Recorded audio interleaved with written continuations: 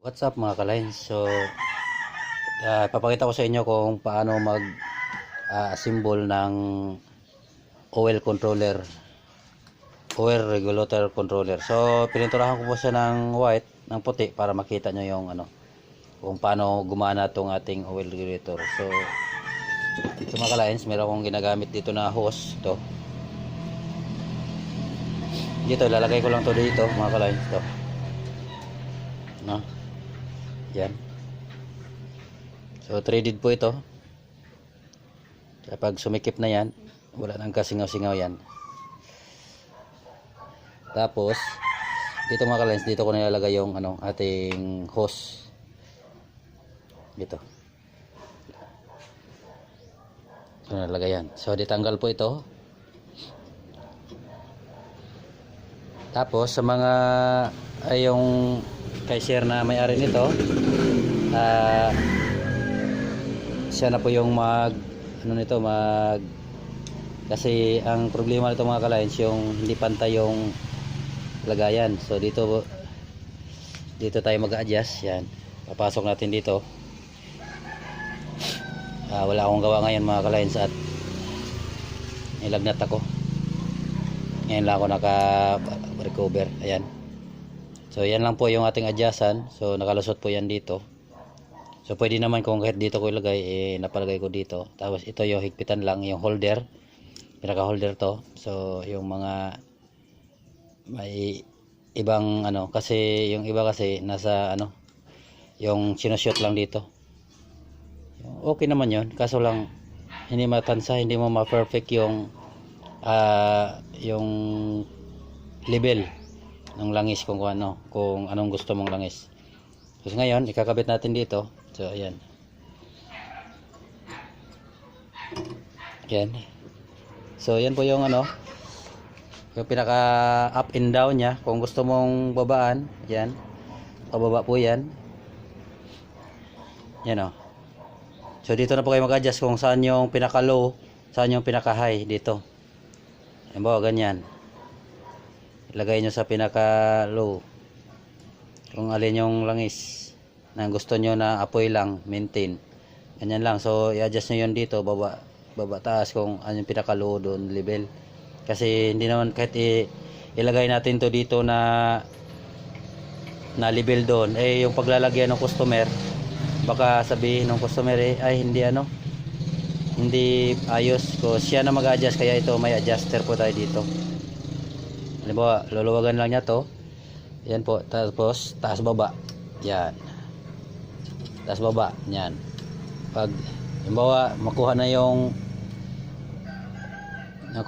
pinaka niya, yung pinaka baba.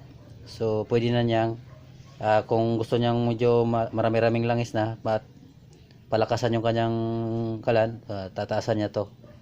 Para mag-maintain yung langis na andun. Kahit nakasagad to. Okay, so padalaw yan na natin to. Titingnan natin kung hihinto ba siya, kung aabot doon sa loob. Ayan po, may tubig pa.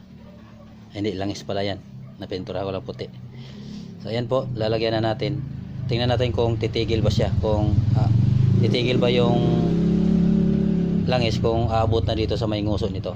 Okay, ngayon bubuksan na natin.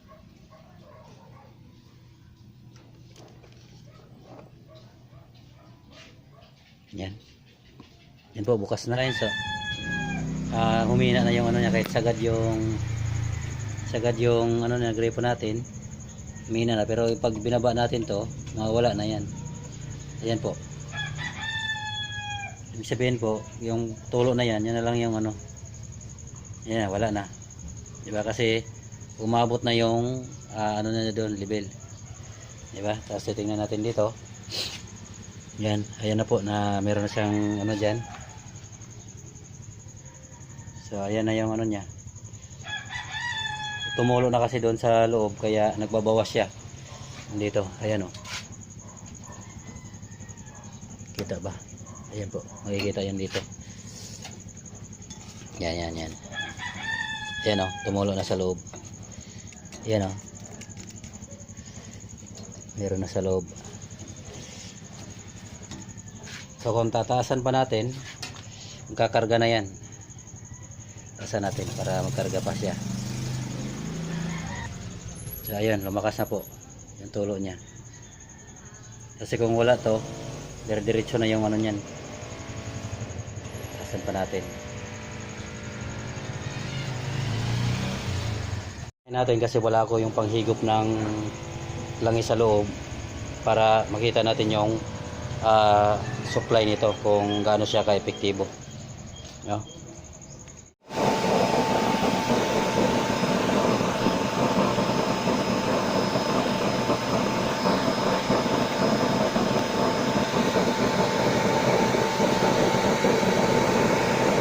So ayan mga ka-lines, so kita mo, yan lang yung konsumo niya. Tapos dito naman, yan o, yung level niya, makita nyo, hindi, sobrang layo pa doon sa pinakaunang butas. Yan o, ang init, sobrang layo pa niya, so hindi pa yan nakamax. So pag minax natin yan, tataasan lang natin to dito para lumakas yung tulo. Yan, sisirit na yung ano nyan.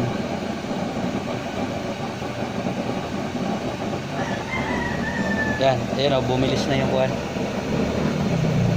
Ngayon pag umabot na naman yung ano nya, umabot na naman doon sa dulo ng kuwan.